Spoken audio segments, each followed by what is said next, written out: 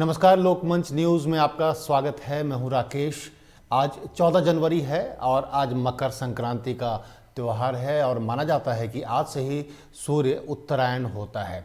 इसका मतलब है कि आज से दिन धीरे धीरे बड़े होते जाएंगे, रातें छोटी होती जाएंगी और ठंड का जो प्रभाव है वो धीरे धीरे कम होता जाएगा। अलग अलग जगहों पर अलग अलग नाम से इस त्यौहार को मनाया जाता है। कहीं पर बिहू है, असम में पोंगल है साउथ में, और लोहरी एक दिन पहले मनाई जाती है, वो भी संक्रांति के उपलक्ष्य में ही मनाई जाती है। उत्तर प्रदेश और उत्तराखंड में खास तौर पर ये त्यौहार मनाया जाता है। उत्तराखंड में कहीं इसे घुघुती भी बोलते हैं, घुघुतिया। और अगर उत्तर प्रदेश की बात करें तो खिचड़ी की भी बात होती है कि ये खिचड़ी का त्यौहार है, क्योंकि इस दिन खिचड़ी भी खाने की परंपरा है। और सबसे पहले जो परंपरा आती है वो सुबह सुबह उठकर गंगा स्नान की परंपरा भी है। चाहे कितनी भी ठंड हो, आज भी गंगा स्नान के लिए कई जगहों पर, चाहे वो हर की पौड़ी हो या उत्तराखंड या उत्तर प्रदेश का कोई भी इलाका, आसपास में गंगा या किसी भी नदी में स्नान करने की परंपरा है और वो कर भी रहे हैं। इस मौके पर हमारे साथ 3 संवाददाता हमारे साथ जुड़ रहे हैं 3 जगहों से, ये बताने के लिए कि आज क्या है माहौल। मकर संक्रांति का जो पावन पर्व है वो किस उत्साह के साथ मनाया जा रहा है, किस तरीके से वहाँ पर व्यवस्था है, लोगों की जो आस्थाएं हैं वो किसी भी वजह से, चाहे वो संक्रांति की वजह से, ठंड की वजह से हो या कोरोना की वजह से, उस पर कितना असर पड़ रहा है। सबसे पहले हम मनीष के पास चलते हैं। हर की पौड़ी में है, हरिद्वार उत्तराखंड में है। मनीष, क्या माहौल दिख रहा है वहाँ पर? शीतलहर है, विजिबिलिटी बहुत कम है, ठंड कड़ाके की है, लोगों में क्या उत्साह दिख रहा है आपको? देखिए, इस समय मैं हरिद्वार के हर की पौड़ी स्थल पे है और मेरे पीछे आप देख रहे होंगे ये जो स्थान है, ब्रह्मकुंड का स्थान है, जहाँ पर लोग मान्यता ये है कि यहाँ पर अमृत की जो बूंद थी वो डली थी और यहीं पर भी जो महाकुंभ का जो स्नान है वो होने जाएगा। और इसी जो स्थान पे आप देख रहे होंगे पीछे जो भीड़ है, स्नान कर रहे हैं लोग बाग। तो देखा जाए तो जैसे कोरोना काल जो चल रहा था उसके बाद हरिद्वार में पहली बार भीड़ देखने को मिली है कि इतने तादाद में लोग यहाँ पर गंगा में जो कार्तिक ये जो मकर संक्रांति का स्नान है वो करने के लिए यहाँ पर आए हैं। और जितने भी कोविड है उसके नियमों का पालन करके यहाँ पर प्रशासन ने कह दिया था कि कोविड के जो नियम है उनका पालन करके ही यहाँ पर जो स्नान होगा वह करने की अनुमति होगी। और देखा भी जा रहा है यहाँ पर जो सुरक्षा है बहुत अच्छे इंतजाम कर रखे हैं सुरक्षा के पुलिस ने। और यहाँ पर जितने भी अर्धसैनिक बल है या और जो पुलिस फोर्सेज है यहाँ पर तैनात है, जिसमें आपके घोड़े सवार हो गए या जल पुलिस हो गई, वो भी इस समय यहाँ पर लगी हुई है, यहाँ पर जिससे कि सुरक्षा यहाँ पर लगी रहे। क्योंकि एक ये ऐसा स्थल भी माना जाता है कि जहाँ पर हमेशा आतंकवादी खतरा भी बना रहता है, जिससे कि कोई इस तरह की यहाँ पर घटना हो जाए, उसको देख करके भी राकेश यहाँ पर सुरक्षा का इंतजाम भी बहुत अच्छा है। और सुबह से ही ठंड का भी माहौल है राकेश, बता दूं मैं आपको कि सुबह से ठंड का माहौल है, कोहरा बहुत था, पर आस्था में कहीं कभी नहीं आई। लोगों की इतनी आस्था थी कि सुबह यहाँ से सुबह 4 बजे से ही लोग गंगा के अंदर स्नान करते थे यहाँ पर मकर संक्रांति का। राकेश, बिल्कुल मनीष, ऐसा माना जा रहा था कि शायद कोरोना का जो इफेक्ट है, जो साइड इफेक्ट है, उसकी वजह से लोग कम घरों से निकलेंगे, लेकिन क्या लग रहा है जो आस्था है उसका असर ज़्यादा है, कोरोना का असर थोड़ा कम दिख रहा है और ठंड को भी लोग एक दरकिनार करते हुए वहाँ पर पहुँचे हैं। कैसी भीड़ दिख रही है वहाँ पर? राकेश, बिल्कुल आपने सही कहा। इस समय आस्था सब पे भारी पड़ गई है, कोरोना पे भी भारी हुई है और ठंड पे भी है। आस्था एक ऐसी है कि यहाँ पर सुबह से ही लोग 3-4 बजे से स्नान करने के लिए हर की पौड़ी पे यहाँ पर लगातार भीड़ लग रही है। मैंने आपको कहा है कि कोरोना काल में पहली बार हर की पौड़ी पे इतनी भीड़ यहाँ पर नजर आई है और लोग आस्था के लिए यहाँ पर डुबकी लगा रहे हैं गंगा की। आज आस्था की डुबकी हर की पौड़ी पे लगी हुई है, आप देख भी सकते हैं मेरे पीछे यहाँ पर लोग कितनी तादाद में हैं, कम से कम हजारों लाखों की तादाद में जो लोग हैं यहाँ पर स्नान कर रहे हैं और कहीं ना कहीं आस्था ने कोरोना को मात दी है। राकेश, चलिए मनीष, अभी हम आपसे बातचीत और करेंगे, जानकारी लेंगे कि और उत्तर प्रदेश उत्तराखंड में किस तरीके से त्यौहार मनाया जाता है। गोविंद चौधरी हमारे साथ हैं लक्सर से, वो मौजूद हैं। गोविंद, क्या दिख रहा है वहाँ पर? किस तरीके से इस त्यौहार को कितने उत्साह से मना रहे हैं लोग और क्या व्यवस्थाएं हैं वहाँ पर? राकेश जी, बताना चाहूंगा कि पुलिस की जो व्यवस्था है वो चाक चौबंद है और सुबह से ही पुलिस के द्वारा खासा इंतजाम किया गया था और जो रूट डाइवर्ट को लेकर किया गया था तो उसके लिए भी पुलिस खासा इंतजाम किए हुए हैं। आपको बताना चाहूंगा कि जिस तरह से आज मैं जिस पॉइंट पे खड़ा हूँ, ये रुड़की लक्सर रूट है, उसी रूट को जोड़ता है जिसमें हरियाणा, पंजाब, सहारनपुर, दिल्ली मुजफ्फरनगर, लोनी और मेरठ जितने भी श्रद्धालु आएंगे वो इसी पॉइंट से होकर लक्सर से गुजर कर और हरिद्वार से गुजरेंगे। तो कहीं ना कहीं प्रशासन मुझसे दिखाई दे रहा, अभी इक्का दुक्का वाहन यहाँ से रेंगते चल रहे हैं, हालांकि अभी भीड़ बहुत कम है और प्रशासन की मुस्तैदी काफी बड़ी हुई है। जी गोविंद, मौसम का कितना असर पड़ा है, क्योंकि कई इलाकों में धुंध देखी गई है, विजिबिलिटी बिल्कुल आप समझ सकते हैं जीरो के करीब है। क्या धुंध की वजह से भी भीड़ में कुछ कमी दिख रही है आपको?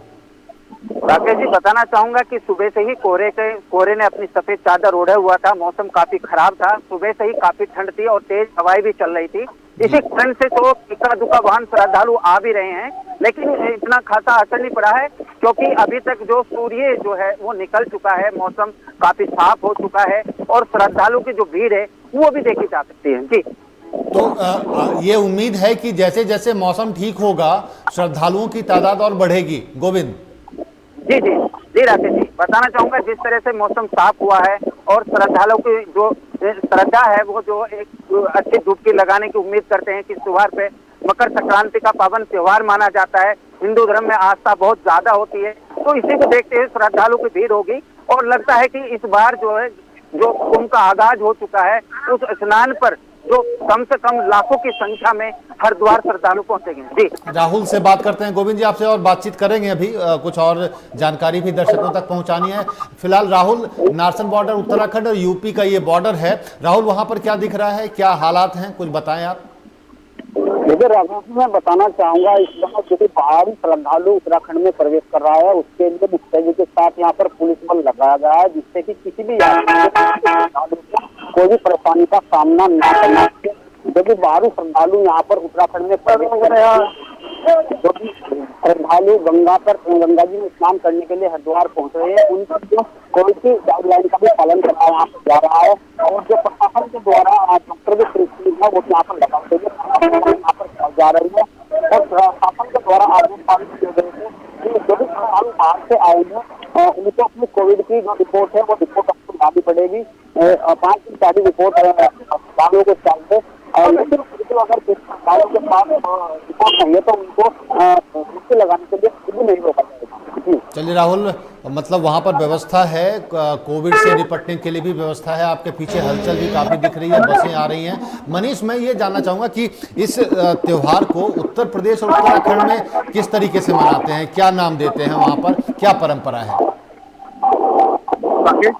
ये मकर संक्रांति का त्योहार है। मकर संक्रांति का मान्यता ये है कि जो सूर्य है वो जब धनु राशि से मकर राशि के अंदर प्रवेश करता है तो तब ये स्नान को मनाया जाता है और इसके अंदर दान पुण्य की विशेष प्रथा है।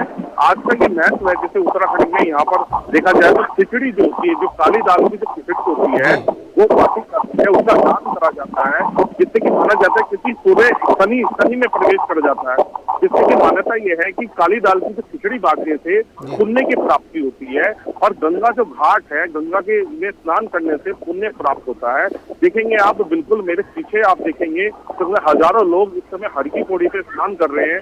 सुबह से कंटिन्यू यहाँ लगातार स्नान चल रहा है और जैसे जैसे धुंध हट रही है बिल्कुल, तो जो यात्रियों की संख्या यहाँ पर बढ़ती जा रही है। और ये देखा, मैं राकेश से बताऊंगा कि ये साल का पहला स्नान है सबसे पहली बार, जबकि अगर देखा जाए कि हरिद्वार के अंदर जो महाकुंभ का आयोजन इसी वर्ष होने वाला है, जबकि जो सरकार की तरफ से ऑथेंटिक अभी जो महाकुंभ के स्नान अभी नोटिफिकेशन जारी नहीं हुआ है, वो 26-27 को जारी हो जाएगा।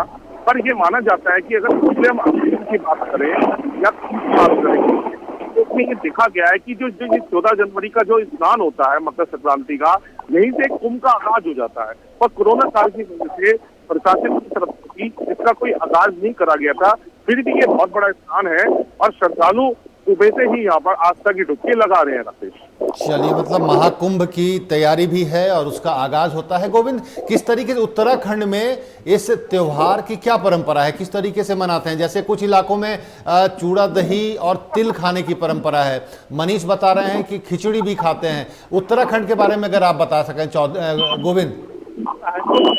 जी राकेश जी, बताना चाहूंगा कि जो पावन त्योहार है, ये जो आस्था का जो त्योहार, हिंदू का आस्था का त्योहार मानते हैं, इसी त्योहार में एक खिचड़ी का त्योहार भी कहा जाता है। उत्तराखंड में भी इसी जगह को भी लक्सर में खिचड़ी के त्योहार के नाम से जाना जाता है। क्योंकि लोगों की आस्था और अटूट विश्वास इसमें बरकरार है। जी हाँ, बिल्कुल। मतलब ये माना जाता है कि जैसे शनि की चर्चा की मनीष ने, तो खिचड़ी शनि के लिए होता है, और इसमें दान भी आज के दिन लोग करते हैं, और वो ग्रह के बारे में भी वो बात करते हैं कि किस तरीके से कुछ ग्रहों से बचा जा सकता है या उसका निवारण किया जा सकता है। राहुल, आपको क्या लग रहा है कि उधर भी आपकी तरफ भी सिर्फ खिचड़ी त्योहार के नाम से जाना जाता है या कुछ और नाम भी है इस त्योहार का, मकर संक्रांति का? जी बिल्कुल, मैं बताना चाहूंगा कि ये तो पावन त्योहार मकर संक्रांति का है। हिंदू धर्म में इसकी काफी आस्था है, और तो प्रत्येक हिंदू ने खिचड़ी के रूप में खिचड़ी बांटते हैं, एक दूसरे को भाईचारे के रूप में खिचड़ी बांटते हैं। प्रसाद के रूप में जगह जगह खिचड़ी का कार्यक्रम किया जाता है। आने जाने वाले श्रद्धालुओं को यहाँ पर जो है खिचड़ी भी बांटी जाती है, इसीलिए ये खिचड़ी को लाल त्योहार का मतलब खिचड़ी को प्रसाद के तौर पर भी लोगों को दिया जाता है, जैसे लंगर की तरह, जैसे वहां पर आप हलवा खाते हैं, उसी तरीके से आज खिचड़ी का प्रसाद दिया जाता है। राहुल जी बिल्कुल, जैसे कि कहीं पे आज उत्तराखंड में जो श्रद्धालु आ रहे हैं, जंगल जंगल पर खिचड़ी का कार्यक्रम हो रहा है। जी। और जो श्रद्धालु है, भाई श्रद्धालु ने प्रसाद के रूप में खिचड़ी बांटी जा रही है। जी चलिए मनीष, महाकुंभ का आगाज आप कह सकते हैं कि मकर संक्रांति के दिन से होता है। क्या तैयारी दिख रही है महाकुंभ को लेकर? अगर हम चर्चा करें, क्या गंगा की सफाई, हर की पौड़ी की सफाई, सुरक्षा व्यवस्था, लोगों के आने और ठहरने की व्यवस्था, क्या लग रहा है सरकार अभी तक बिल्कुल दुरुस्त काम कर रही है? क्या दिख रहा है आपको?